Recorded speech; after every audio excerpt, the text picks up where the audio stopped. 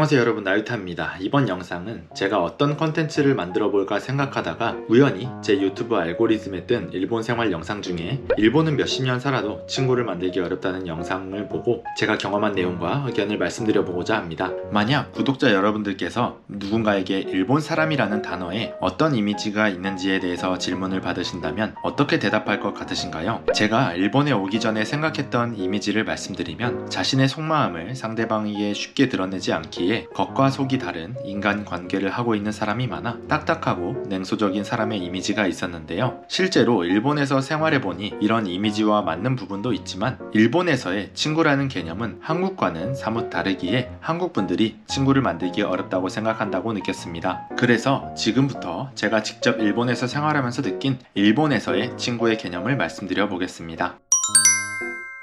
일단 저는 현재 일본에서 약 10년간 생활하면서 관계를 이어가고 있는 주변 친구들의 비율이 일본인이 9, 한국인이 1이라는 것을 감안하고 들어주셨으면 좋겠습니다. 한국에서는 어떤 관계의 사람이 친구라고 말할 수 있을까요? 제가 생각하는 한국에서의 친구라는 존재는 힘든 일이 있어도 오늘 저녁 술 한잔 할까 하면, 바쁜 일이 있어도 한 걸음에 달려와 줄 수 있는 사람, 연락은 편하게 자주 주고받으며 한 달에 한두 번은 만나는 사람, 내 프라이버시나 속마음을 다 터놓고 말할 수 있는 사람, 이 한국에서의 친구라고 말할 수 있다고 생각하는데요. 한국과는 다른 일본 사람들의 친구관에 대해서 하나씩 말씀드리면, 먼저 일본 사람들은 친구에게 정말 특별한 일이 있지 않는 이상 술 한잔 하자와 같은 연락을 당일 갑자기 하는 경우는 거의 없습니다. 저도 일본 생활 초기에 친해졌다고 생각했던 친구에게 요새 많이 힘드네, 오늘 저녁에 술 한잔 할까? 라는 연락을 평일 오전에 라인 메시지를 통해 보낸 적이 있었는데, 이틀 정도가 지난 뒤에 최근 바빠서 연락을 못했다라며 미안하다는 답장이 와서 그럼 오늘 저녁은 시간 되냐고 눈치 없이 물어봤었는데요. 이번 달은 일정이 다 있어서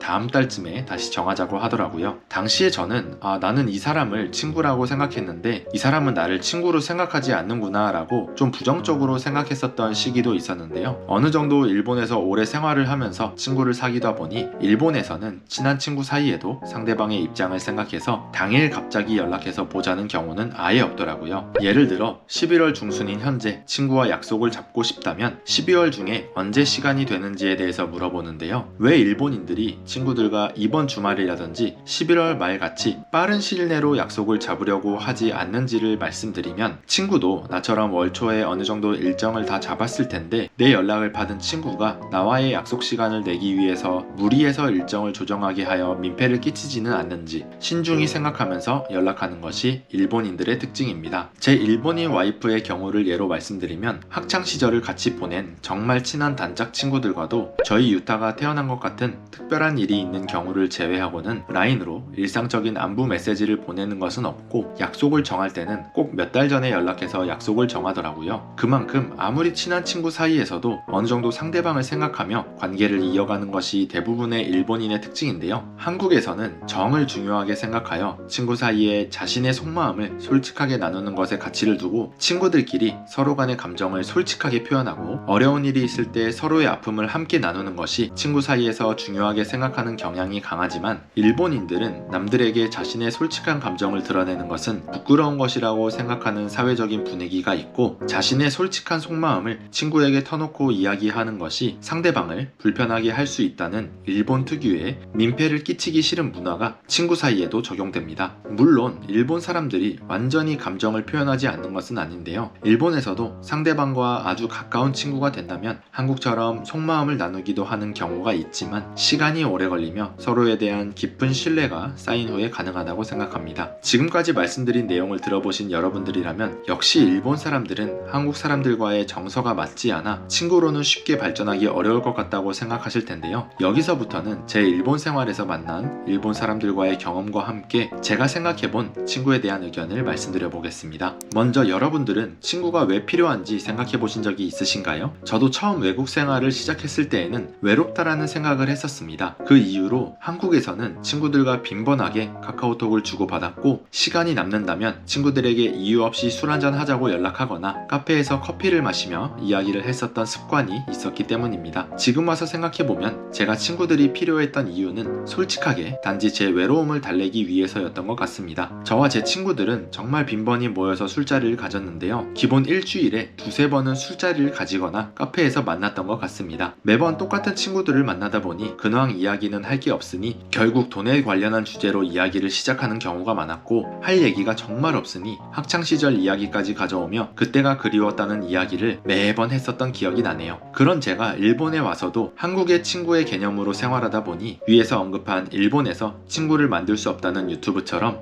내 주변에는 친구라 할 일본 친구가 없구나 라는 생각을 했었습니다. 하지만 일본에서 사회생활을 시작하고 조금씩 적응해가며 수많은 일본 사람들을 만나고 친구 관계를 이어나가며 느낀 점은 깊은 관계의 친구보다는 적당한 거리의 친구 관계가 가장 좋다는 것입니다. 제가 일본에서 살면서 일부러 한국 친구들을 안 만든 건 아니지만 자연스럽게 한국 친구들보다는 일본인 친구들이 많아졌는데요. 그 이후로 제 일본인 친구들을 예로 들어서 말씀드리면, 출장을 다녀오면서 술을 좋아하는 제 생각이 났다고 현지에서만 파는 맛있는 술을 선물해주는 친구도 있고, 저희 부부가 코로나 때 결혼식을 올렸기에 인원 제한이 있어서 초대하지 못한 일본인 친구는 제가 결혼했다는 소식을 친구를 통해 듣고는 일부러 지방에서 도쿄까지 올라와서 선물을 챙겨줬고요. 결혼식에 참가하지 못한 사람들도 이렇게나 많이 결혼 축하한다며 다들 축의금을 챙겨주었는데요. 이 친구들 모두 1년에 한 번 만날까 말까 한 친구들입니다. 저희 아들 유타가 태어났을 때도 몇 달 동안 외출하지 못할 때 축하한다며 저희 집으로 직접 출산 축하 선물을 보내준 친구들, 그리고 태어난 지 몇 달이 지나고 나서 만난 친구들도 잊지 않고 꼭 축하금을 줘서 이렇게나 또 많이 받았네요. 제가 정말 솔직하게 이 일본인 친구들에게 무언가 큰 도움을 줄 수 있는 사람도 아니고 단 한 번도 속마음을 터놓고 이야기했던 적도 없는데요. 그럼에도 불구하고 이렇게 인연이 된 외국인 친구를 위해 직접 시간을 내어 디자인을 직접 생각하며 고른 축하봉투에 소정의 축하금을 넣어서 저를 축하해주는 마음, 태어난 남자아이 선물로 뭐가 좋을지 시간을 내어 직접 백화점에서 고른 후 손편지까지 써가면서 축하하는 마음에 대해서 정말 평생 잊을 수 없을 것 같습니다. 그리고 이 일본인 친구들과 만나서 이야기를 나눌 때면 항상 긍정적이고 희망적인 이야기를 주제로 이야기하기에 나이가 적던 많던 귀감이 되는 이야기를 많이 듣게 되고, 앞으로도 더 열심히 해야겠다는 자극을 서로 받는데요. 저의 이런 이야기를 들어보시면 한국처럼 자주 만나서 서로 속마음을 털어놓는 속 깊은 이야기를 하는 것만이 진정한 친구 사이가 되는 것은 아니라는 생각이 조금은 드실까요? 반면 제가 일본에서 사는 한국인 친구를 만날 때를 예로 말씀드리면, 제가 오랜만에 만난 전 직장 후배에게 얼마 전에 운 좋게 심사를 통과해서 35년 은행론으로 집을 샀다는 이야기를 했었는데요. 은행론을 받을 때 꿀팁을 알려주라고 이야기를 꺼냈음에도 불구하고 선배는 회사도 좋은 데로 이직하고 집도 샀네요. 나는 이직했는데도 연봉도 안 오르고 일은 맨날 잔업에 좁은 월세방에서 오랫동안 여자친구랑 둘이 사느라 힘든데 라는 말을 들은 적이 있습니다. 축하는커녕 자기 인생 한탄만 하는 걸 보면 어떠신가요? 이 관계를 유지하기 위해 몇 년을 노력할 필요는 없다고 생각되시죠? 한 친구는 초면임에도 불구하고 만나는 사람마다 부모를 잘못 만나서 내 인생이 망했다는 이야기를 하는 친구, 매번 여자친구와 헤어지는 이유가 자기 성격과 행동 방식임을 모르고 만날 때마다 만나는 여자친구 욕만 몇 시간 주구장창하는 친구, 제가 만나는 한국 친구들이 비정상적일지도 모르겠지만 만날 때마다 저와 가족에 대한 이야기는 물어보지 않으면서 일본에서 살면서 외국인으로서 너무 힘들고 외롭다라는 말을 하며 그 아픈 감정을 공감해달라며 감정적인 이야기를 하는 친구와 제 최근 근황을 물어봐주며 알게 모르게 저희 가족을 많이 신경 써주고 최근 일본에서 유행하는 트렌드 같은 꿀팁, 정보도 받을 수 있으며, 나유타씨가 유튜브를 열심히 하는 거랑 헬스장도 꾸준히 다니는 거 보면서 언제나 나도 좀 더 노력해야겠다고 자극을 받는다며 칭찬해주고 서로 화이팅 하자는 긍정적인 이야기를 하는 친구, 모처럼 만에 쉬는 날이 생긴다면 여러분은 어떤 친구를 만나시겠나요?